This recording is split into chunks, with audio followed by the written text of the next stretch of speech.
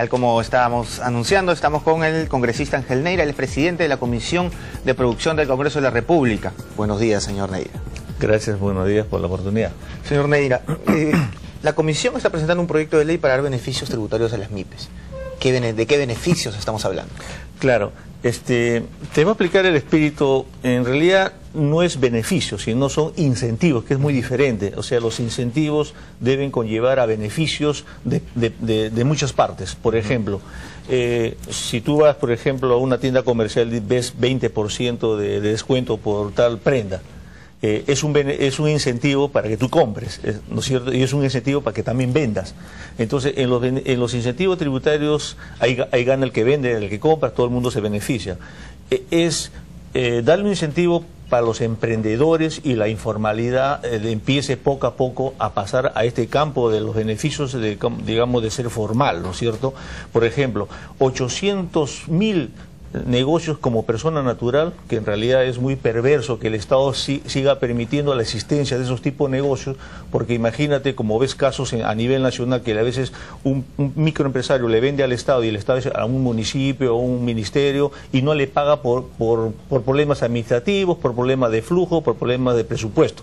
Pero este microempresario tiene un préstamo en el banco y el banco se va contra él con todo su patrimonio, porque es persona natural. Entonces, esta ley permite, digamos, facilitar en primer lugar la entrada al negocio, al mundo formal, que sea empresa jurídica, con una tarifa flat, que hemos consensuado nosotros con el registros públicos, con el presidente anterior, ¿no? Ahora vamos a hablar con el nuevo presidente. Con 19 soles, ellos dijeron, con 19 soles, perfecto, sin necesidad de hacer mucho trámite, y también tiene que haber la salida también. ¿Qué significa? Por ejemplo, si mi negocio se va mal, y eso le pasa a muchos microempresarios, porque la falta de formación, capacitación, ¿no? o porque no tenían un plan de negocio, le fue mal el negocio. Entonces, por el temor de salir o porque tenían una pequeña deuda, se quedan ahí. Y pasas 15 años y de repente te viene la SUNAT, te vienen unos bancos diciendo de que tú tienes una deuda de 15.000 soles. Entonces, y tenemos muchas empresas fantasmas, que las estadísticas dicen son 3 millones, pero en realidad casi el 30% son empresas que ya no existen, o se han mutado o han puesto otra empresa. Entonces no hay una forma de identificarlo. La ley también busca identificación también para poderlos monitorear y seguir dándole los incentivos. ¿Y estos incentivos tributarios, en qué consistirían básicamente? Por ejemplo, una de las propuestas es así fundamental. Casi el 80% de los pequeños negocios, microemprendedores, es autoempleo.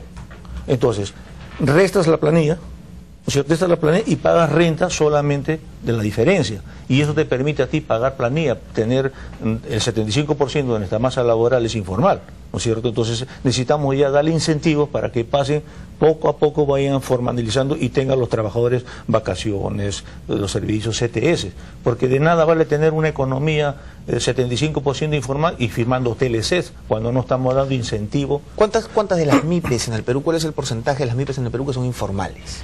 75-76%, una economía informal, y lo peor, mi estimado, lo peor es que la informalidad está mutando actividades ilegales, delictivas, contrabando, piratería, te falsifican alimentos, agua, gaseosa, cerveza, y utilizan tecnología y utilizan empresas informales. Entonces, ahora, yo entiendo perfectamente que el tema del impuesto a la renta, del que se hable, y los incentivos que se pueden dar en ese sentido, pueden beneficiar a las empresas sobremanera. No obstante, cuando a un informal se le habla de otorgar vacaciones, de pagar gratificaciones, ahí la cosa un poco cambia. ¿No cree que realmente beneficios como este del impuesto a la renta van a hacer que se formalicen más empresas, más pequeñas y medianas empresas? Es que hay varios, por ejemplo, para las compras estatales, ¿no? Declarar 40% sí obligatorio y no pedir, por ejemplo, experiencia en venderle al Estado. Eso es un absurdo, porque te exija experiencia en el producto que el Estado te requiere, ¿no? Mire, la informalidad tiene todos los beneficios. Por eso, como tú dices, no le interesa, las leyes que hemos tenido no les interesa la formalidad, porque ellos tienen todos los beneficios. ¿Cuáles son los beneficios que ellos tienen? No pagan renta, no pagan impuestos y encima utilizan los servicios del Estado. Exacto. Entonces, el MES tiene que entender que no es un tema tributario, es un tema de salud pública, porque estamos viendo, si tú vas a los conos, tú ves pequeñas combis cerradas, abren sus puertas y tienen productos para venderle a los almacenes. Pero ¿no cree que el tema es fiscalizar mejor? Porque usted y yo y la mayoría de trabajadores, por ejemplo, nosotros pagamos nuestros impuestos. Además. Entonces, ¿no le suena también un poco injusto otorgar tantos beneficios tributarios para que las MIPES se acojan, si es que se acogen, y no agarrarlas del pescuezo y decirle paga? Claro, el beneficio tributario sería, por ejemplo, esto es lo que recibe el mes por impuesto de los que pagan, y esta es la gran bolsón que no recibe por lo que no paga.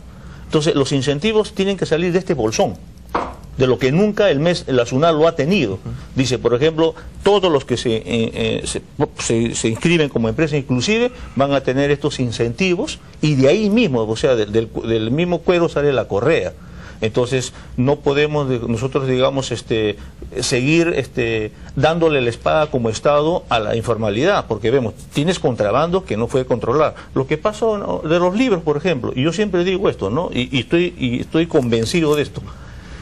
Cuando la autoridad se debilita, es porque la corrupción está muy fortalecida. Y eso pasa en todos los ámbitos. ¿Por qué no controlamos la informalidad? Porque creemos, ¿por qué el contrabando? ¿Por qué el tema de pesquero? Todo eso el Estado ha perdido control sobre la informalidad. Además del impuesto a la renta, ¿qué otro tipo de beneficios propone o de incentivos tributarios propone la ley? Claro, el proyecto, ¿no? El proyecto es, como te decía, por ejemplo, el impuesto, esto que está así en discusión es... Por ejemplo, si tú pagas, para estas empresas inclusivas, porque se las identifican, ¿no? Si tú pagas, por ejemplo, al día tu impuesto, tienes un descuento, ¿no es cierto? Y eso te genera también la contratación de empleo, al mayor empleo que tengas. O sea, el detalle es ¿cómo te explico?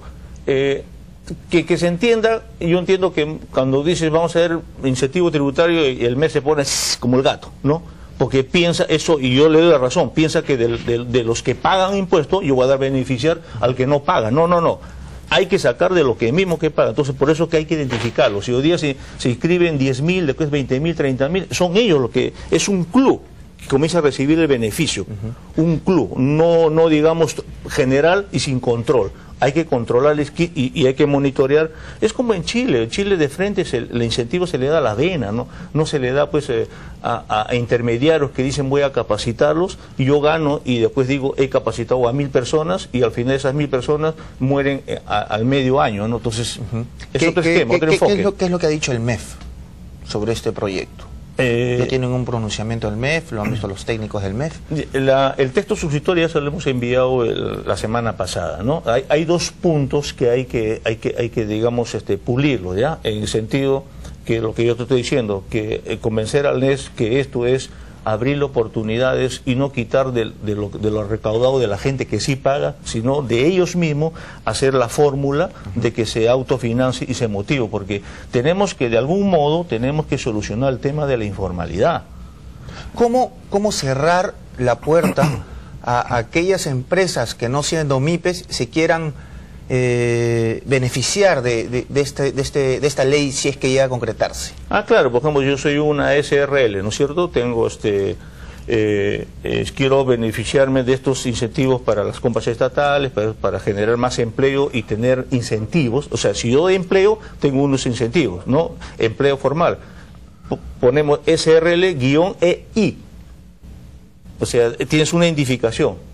Entonces, con esa identificación nadie se va a poder meter, y ahí hay candados también porque algunos se quieran partir. Soy una mediana empresa, no, están recontra identificados. Hay un sistema automático de sistema de la SUNAT, todo para monitorear. La tecnología te permite monitorear 1 millón de personas con indicadores. O sea, ¿ustedes también proponen cambios laborales dentro del proyecto de ley que están presentando? Lo digo porque yo tengo aquí... los cambios laborales mantiene, digamos, lo mismo que la ley traía, ¿no es cierto? Que eso ya, digamos, se tiene. Lo que nosotros damos muy énfasis es incentivar a la formalidad. A la formalidad para que el trabajador tenga también esos beneficios y esa empresa crezca y pueda ser parte de la cadena exportadora, porque no le podemos engañar a las micros, tú vas a exportar cuando es informal. La informalidad en medio ambiente, informalidad tributaria, informalidad pues de malas prácticas, esos tipos de informalidad los excluye. Acuérdate que la inclusión económica no lo da por un ministerio ni por una ley, el mercado. ¿Es el mercado el que te incluye o es el mercado que te rechaza? ¿Es el mercado que te compra tu producto o es el mercado que dice tu producto no sirve? Ahora, para que te compre tu producto tú tienes que cumplir muchas reglas de formalidad, buenas prácticas de higiene, etcétera, etcétera. Entonces, este espíritu tiene esta ley, de llevarlos identificarlos, cuántos somos y qué es lo que debemos a nivel nacional, ¿no? ¿Cuál es el curso que sigue esta ley? ¿Dónde está en este momento este proyecto? ¿Cuánto se estima discutir? ¿Y cuándo espera ustedes que sea aprobada? Bueno, esta ley ahorita lo tienen las instituciones que deben dar opinión, instituciones como el MEP, como SUNARF, Produce, etcétera, etcétera. Y también lo más importante, vamos en mes y medio vamos a cubrir las 24 regiones y escuchar a las mismas micros y pequeñas empresas o pequeños negocios, que ellos nos digan, realmente no creo, realmente esta sí no me conviene, pero diferentes regiones, por ejemplo, las necesidades de Iquitos es diferente a la necesidad de Tumbes. Iquitos para ser competitivo necesita conectividad y que la corriente sea mucho más baja, porque la electricidad es carísima, entonces no le hablemos a esas MIPES que van a ser competitivas cuando su entorno, sus servicios es más caro que toda América Latina, ¿no? Entonces queremos escuchar, o sea, no solamente consensuarle un gabinete entre ex viceministros o ex consultores o consultores y consensuar una ley. No, la ley tiene que, el beneficiario tiene que participar y vamos Perfecto. A recorrer 24 regiones para el 15 de agosto esta ley ya debe estar con un dictamen en la comisión y llevarlo al pleno. Perfecto, señor Neira. Muchas gracias por su participación el día de hoy. No, gracias a ti por la oportunidad. Esto ha sido todo por el día de hoy. Conmigo esta mañana los dejo con los resultados de la bolsa y los precios.